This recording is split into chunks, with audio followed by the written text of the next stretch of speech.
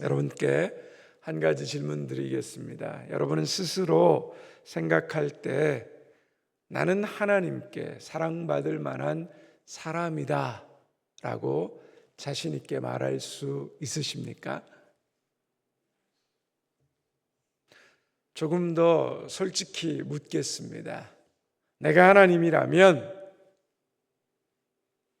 지금의 나를 사랑하겠습니까? 내 마음속 생각, 사람들에게 숨기고 있는 모습들, 다른 사람은 절대 알 수 없지만 나만 알고 있는 은밀한 죄들, 그 모습까지 다 알고도 그래도 내가 너를 위해 죽겠다, 그렇게 말할 수 있겠습니까? 아마 우리는 쉽게 대답 못할 겁니다. 나는 나를 너무 잘 알고 있기 때문입니다. 그런데 오늘 말씀은 놀랍게도 이런 우리를 위해서 하나님께서 죽으셨고 자기의 사랑을 확증하셨다라고 말하고 있습니다. 오늘 본문 말씀으로 한번 깊이 들어가 보도록 하겠습니다. 오늘 말씀은 우리의 상태와 그 존재를 크게 두 부분으로 나누고 있습니다. 예수님께서 우리를 위해 십자가에 죽으시기 이전에 우리의 상태와 이후의 상태를 나누어서 설명합니다. 먼저 예수님이 우리를 위해서 죽으시기 이전에 우리의 상태는 어땠습니까? 우리 성경책이나 교재를 한번 펴서 살펴보겠습니다. 5장 6절과 8절과 10절에 뭐뭐뭐 할 때라는 그 말씀에 주목해 보십시오. 그리고 여러분 한번 동그라미 쳐보십시오. 우리가 예수님이 십자가에 돌아가시기 전에 우리의 존재가 어떤 존재라고 말하고 있습니까? 5장 6절에 뭐라고 말하고 있습니까? 우리가 아직 연약할 때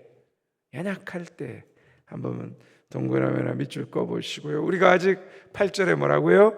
죄인 되었을 때에, 역시 죄인이란 말에 동그라미 쳐보시고요. 10절에 뭐라고 되어 있습니까? 우리가 원수 되었을 때. 예수님이 우리를 위해서 십자가에 죽으시기 이전에 우리의 상태가 어땠다고요? 우리는 연약하고 죄인이었고 원수였다는 겁니다. 우리가 연약한 존재였다라고 말합니다. 연약하다라는 것은 힘이 없다라는 뜻이 아니라 스스로의 힘으로 죄악에서 벗어나 구원을 이룰 만한 능력이 전혀 없는 절대 무능의 상태를 말합니다. 또한 죄인이었다라고 하죠. 죄인이란 말은 단순히 도덕적으로 올바르게 살아가지 못한다, 그런 뜻이 아닙니다. 헬라 원어에 보면 죄라는 것은 관역을 벗어난 상태를 말합니다. 즉 하나님의 기준과 목적에 완전히 벗어나서 내 소견에 오른 대로 내 마음대로 살아가고 있는 상태입니다. 그리고 하나님과 우리는 원수였습니다. 여러분, 원수는 어떤 관계입니까? 분노와 복수의 대상이지, 무조건 서로 죽여야 하는 관계이지 용서할 수 없는 대상입니다. 그런데 우리가 연약할 때 예수님께서 어떻게 하셨습니까? 5절에 어떻게 나와 있습니까?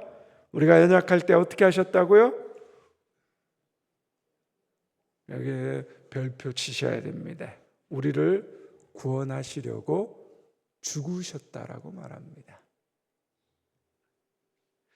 우리가 죄인 되었을 때 예수님이 우리를 위해서 어떻게 하셨습니까? 8절에 보면 뭐라고요? 역시 죄 많은 우리를 위해 죽으셨다 말합니다. 그리고 우리가 원수 되었을 때 10절에 하나님께서 어떻게 하셨다고요? 원수된 우리를 위해 죽으셨다라고 말합니다. 예수님은 무능한 나를 위해, 죄인된 나를 위해, 원수된 나를 위해 죽으셨습니다. 우리는 사랑받을 자격이 없습니다. 그런데 어떻게 해요? 사랑받았습니다. 우리는 구제불능이었습니다. 그런데 포기되지 않았습니다. 우리는 원수였습니다. 그런데 하나님이 우리를 죽이지 않고 살리셨습니다. 바로 이 고난주간에 우리가 하나님 앞에, 이 십자가 앞에 나오는 이유는 무엇입니까? 하나님 앞에서 내가 어떤 존재였는지를 다시 한번 확인하는 것입니다. 그리고 그 십자가 앞에서 멈춰서 내가 받은 그 하나님의 사랑이, 예수 그리스도를 통해서 흘러들어온 그 사랑이 얼마나 놀라운 은혜인가, 얼마나 크신 사랑인가를 다시 한번 묵상하는 시간입니다. 이번 주에 손복자 권사님과 잠깐 이야기 나눌 시간이 있었습니다. 여러분 다 아시는 것처럼 우리 선 권사님은 지적 장애를 가진 딸을 40년 이상 돌보셨습니다. 80살이 넘어서 이제는 도저히 몸도 병약해졌고 그 장애를 가진 딸을 감당하기 힘들어서 고민하고 기도하다가 얼마 전에 장애인 복지시설로 그 딸을 보내셨습니다. 40년이 넘는 세월이면 권사님은 자신의 인생 전부를 쏟아 부은 것이나 다름이 없습니다. 처음엔 딸이 엄마랑 평생 같이 살았는데 낯선 시설에 가서 잘 지낼까? 혹시 그곳에 적응 못하면 어쩌나? 우리 딸이 그곳에서 잘못되면 어쩌나 걱정하면서 무거운 마음으로 보냈습니다. 그런데 의외로 딸이 그곳에 잘 적응하고 친구도 사귀며 즐겁게 생활하고 있다라는 소식을 들었습니다. 복지시설에 적응하는 기간이 2달, 그 시간이 끝나고 면회 시간이 주어졌습니다. 그런데 딸이 엄마를 몰라보는 겁니다. 권사님이 주말에 엄마랑 집에 가서 같이 하루 지내자고 하니까 엄마가 아니라고, 우리 집은 여기라고, 보호사 선생님을 보고 자기 엄마라고 부르더랍니다. 이게 얼마나 황당한 일입니까? 지적 장애가 있어도 집에서 엄마라고 불렀고 엄마를 알아보았죠.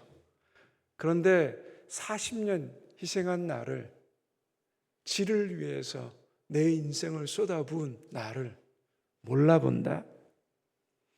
아무리 성인군자라도 이런 상황이면 배신감으로 섭섭하지 않겠습니까? 그런데 권사님의 반응이 더 놀랍습니다. 목사님, 그런데 우리 딸이 그곳에 잘 적응해서 너무 감사하죠. 그곳이 좋다고 하니까 얼마나 다행인지 몰라요. 제가 그런 딸의 모습을 보면서 마음이 참 편안해졌습니다.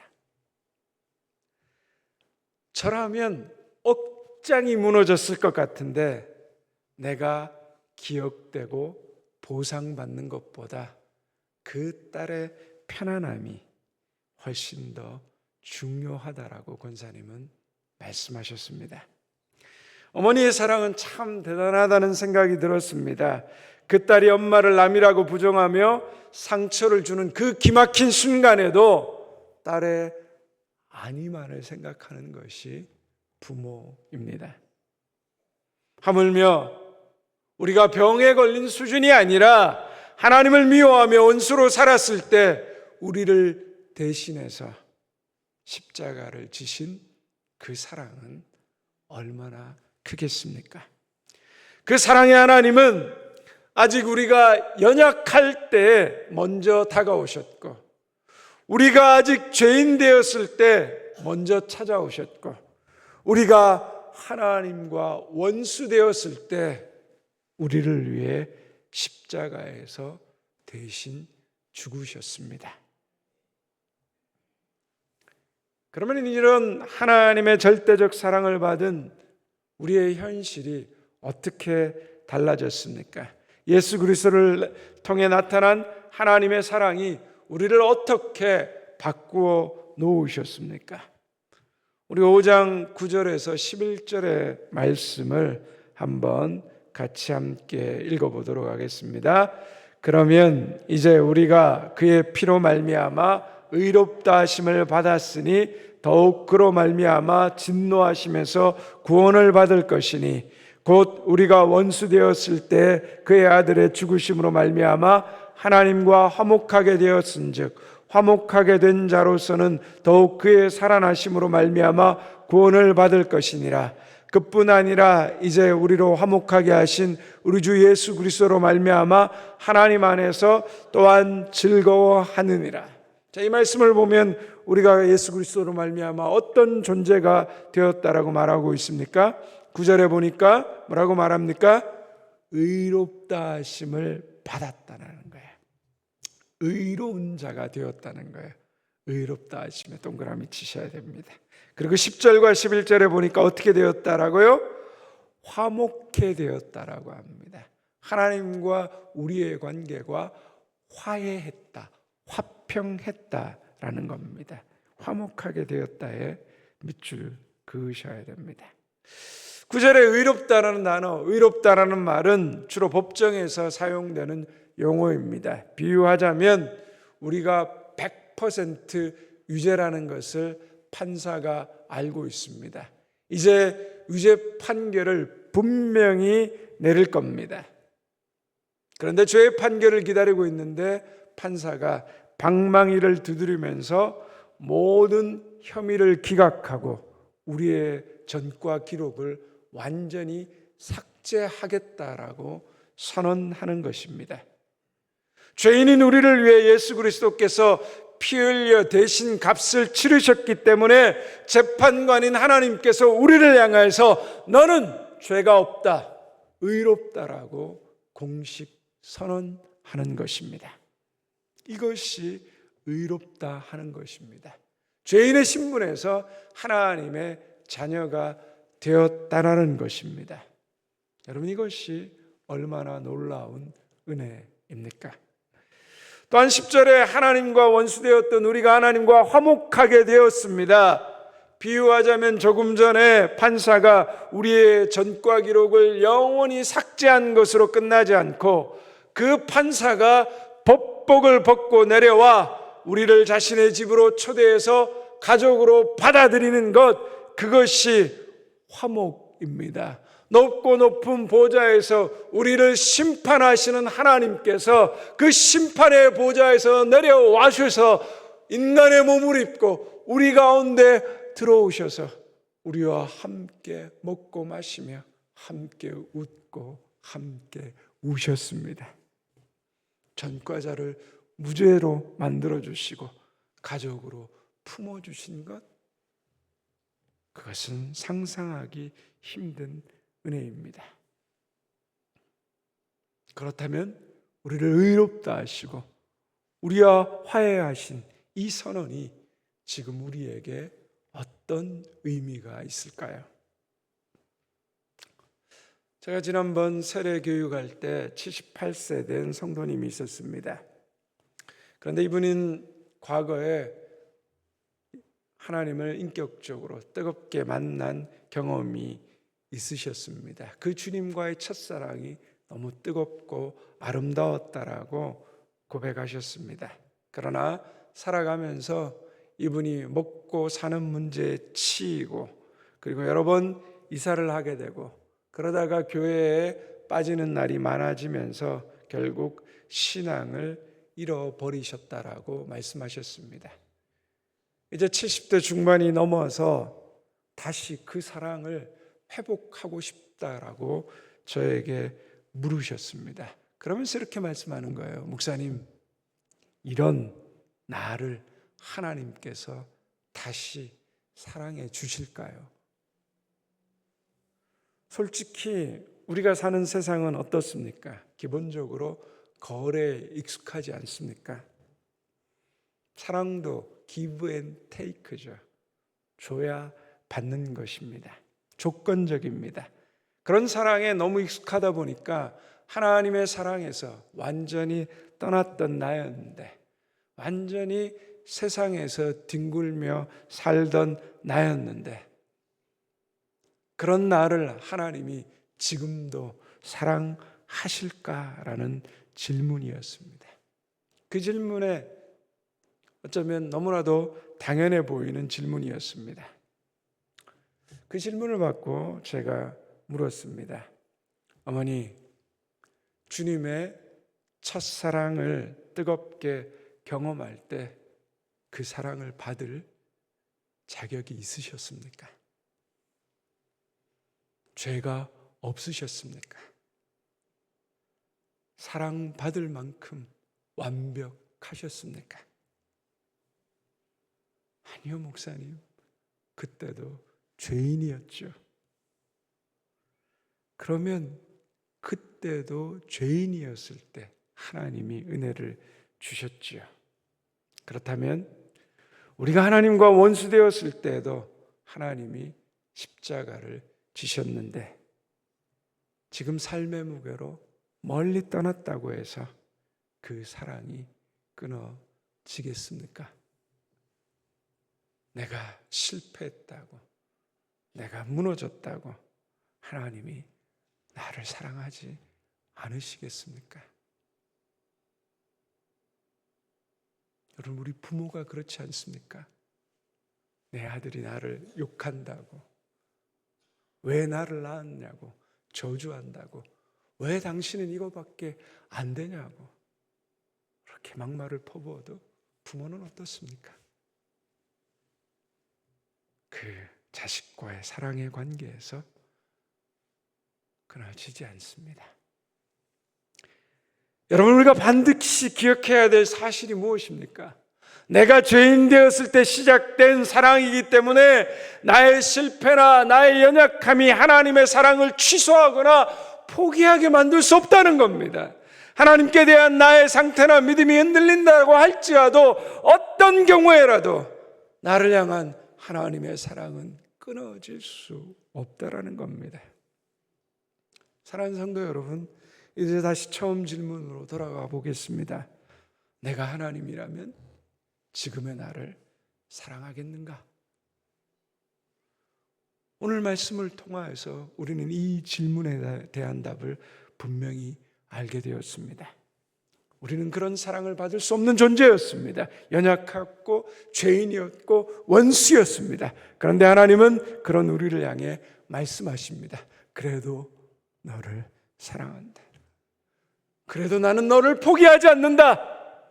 그래서 내가 너를 위해 십자가에 달렸다. 이 사랑은 조건으로 시작된 사랑이 아닙니다. 우리가 하나님과 원수되었을 때 시작된 사랑이기에 끊어질 수 없는 사랑입니다. 그렇다면 이제 우리는 질문을 바꿔야 합니다. 하나님이 나를 사랑하실까가 아니라 이 사랑받은 나는 이제 어떻게 살 것인가? 오늘 십자가 앞에서 멈춰 주님의 음성을 들으실 수 있기를 바랍니다. 나는 의롭다. 나는 너와 화해했다. 너는 내가 기뻐하는 자다. 이것이 지금 우리의 신분입니다. 더 이상 하나님의 사랑을 의심하지 않아야 합니다. 성경이 말씀하신 그 하나님의 사랑을 그대로 믿어야 합니다. 하나님이 나를 사랑하실까가 아니라 하나님이 지금도 나를 사랑하십니다. 이 하나님이 나에게 그렇게 하신 것처럼 우리도 그 사랑을 흘려 보내야 합니다. 하나님은 지금도 우리를 향해 말씀하십니다. 내가 널 위해 목숨 버렸건만 너는 날 위해 무엇 하느냐? 너는 이 나의 사랑에 오늘 어떻게 응답하겠느냐? 기도하겠습니다.